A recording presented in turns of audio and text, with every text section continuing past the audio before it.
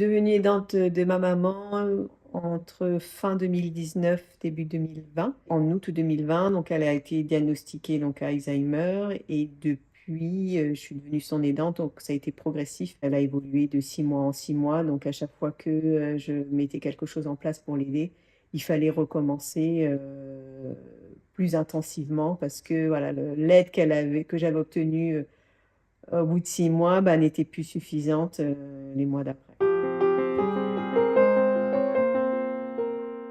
La première chose que j'ai dû mettre en place, c'est de faire appel au juge des tutelles pour qu'il puisse me nommer, cuiratrice et ensuite tutrice parce que sans cette nomination, il y avait beaucoup de choses que je ne pouvais pas faire seule. J'ai dû aussi gérer ses comptes puisque c'est vrai qu'au début de sa pathologie, ben, elle était en déficit et on ne comprenait pas pourquoi.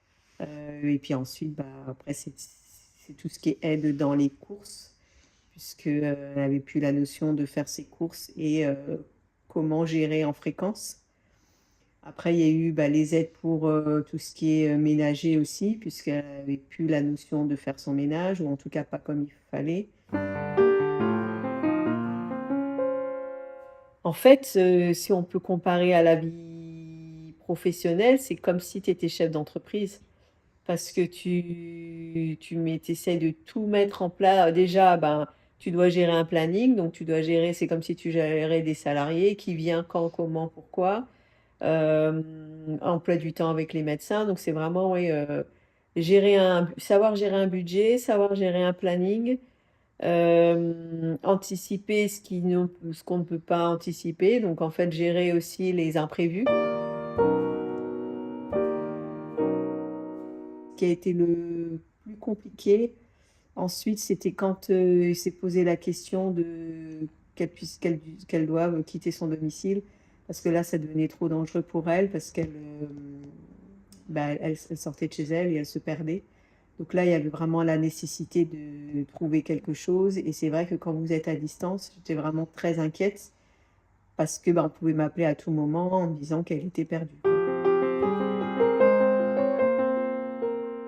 Au début, bah, vous avez la maladie un peu qui vous tombe dessus, vous ne savez pas en quoi ça consiste. Quand on parle d'Alzheimer, on parle beaucoup de la mémoire, mais en fait, c'est pas que ça. C'est bah, vraiment la perte d'autonomie. Et c'est vrai que j'ai ressenti au début un grand moment de solitude parce que j'avais beau bah, en parler autour de moi, bah, quand quelqu'un n'a pas vécu ça, en fait, c'est compliqué de savoir ce que ça représente. Et ensuite, après, quand maman elle a commencé à intégrer donc des structures d'accompagnement, ça allait un petit peu mieux parce qu'il y avait quand même tout un service personnel, enfin, toute l'équipe encadrante qui sont aussi bah, qui sont là pour aider bien sûr votre proche, mais qui sont aussi soucieux de savoir comment l'aidant va.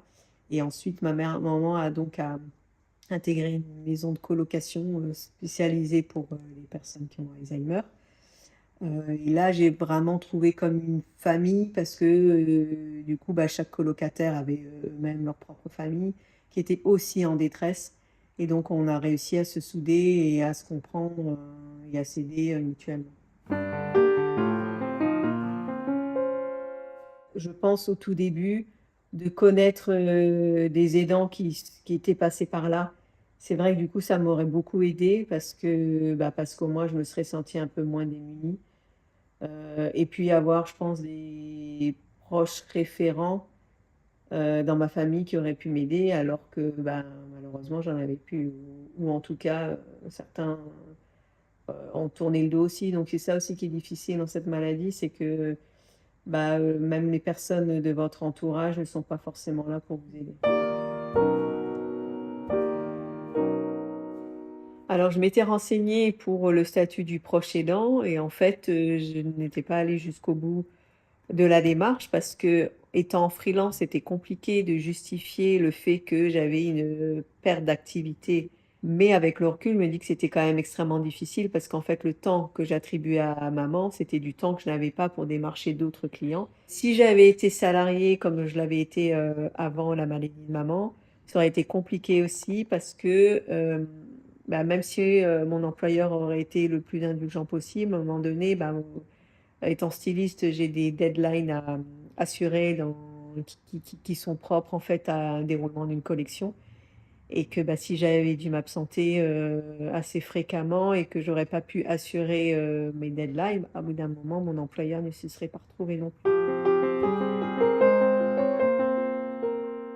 Ma mère, au début de sa maladie, avait rencontré un ami. C'était voilà, un ami qui a essayé d'être là au plus possible, l'accompagner au plus possible dans sa maladie. Et c'est vrai que du coup, je pense que maman projetait beaucoup de choses et donc elle était allée au mariage de la sœur de son ami. Et en fait, elle a fait un amalgame. Elle a pensé qu'elle allait se marier avec ce copain-là. Et donc, ce qui était rigolo, c'est qu'elle en parlait à tout le monde. Et dont certains ont vraiment cru que c'était vrai. Et donc, on m'a appelé en disant, mais est-ce que tu savais que ta mère allait se marier? Après, c'était rigolo parce que du coup, ça la mettait dans un autre dynamisme et ça l'a vachement boosté parce que vu qu'elle croyait dur comme fer qu'elle allait se marier, bah, elle était coquette, elle prenait soin d'elle. Donc bon, voilà, c'était positif. Quand on allait faire les magasins, elle avait peut-être par exemple besoin de bottes. Alors je lui dis, bah, est-ce que tu peux regarder des bottes? Puis elle me dit, non, il faut des chaussures à talons. Donc des fois, il fallait recentrer. Mais oui, après, il y avait un côté fantasque qui était rigolo, quoi. C'est pas le proche qui va s'adapter à toi, c'est toi qui vas t'adapter à ton proche et tu ne peux pas avoir d'émotion parce que ton proche, que tu sois fatigué, triste, bah, d'une déjà, plus tu es énervé et plus il va le ressentir.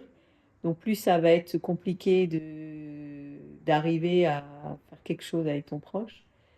Et puis qu'il est plus dans la compréhension. Donc en fait, c'est plutôt à toi de prendre sur toi pour essayer d'accompagner au mieux et au maximum bah, ton proche qui est malade.